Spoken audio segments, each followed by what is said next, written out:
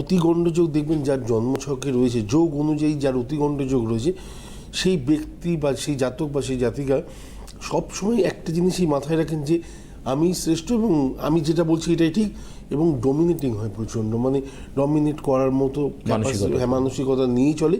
এবং আমার মনে হয় এদের বন্ধুর জায়গাটাও যথেষ্ট কম, কারণ যে কোনো কথাবার্তা যখনই যার সাথে বলে না কেন কোথাও না কোথাও একটা গণ্ডগোল তৈরি হওয়ার মতো জায়গায় থাকে। এবং আমি নিজে শ্রেষ্ঠ এবং অন্যকে কখনোই আমি নিজে অতি উচ্চ এবং বাকি সবাই তুচ্ছ আমার কাছে, এই জিনিসটা মনে করার একটা মানসিকতা।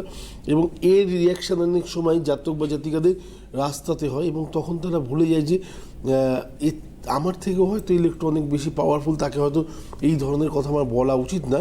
এবং আমি বারবার বলি যে প্রত্যেক ক্রিয়ার একটা বিপরীত প্রতিক্রিয়া থাকে, ঠিক তেমনি ওই ব্যক্তি যখন তার কোনো স্টেপ নেবে, যখন কোনো একটা ঝামেলা বড় মতো হবে, তখন সে ভাববে যে আমি এগুলো না করলেই পারতাম। এই অনুশোচনাটাও হবে। এটা বহু মানুষের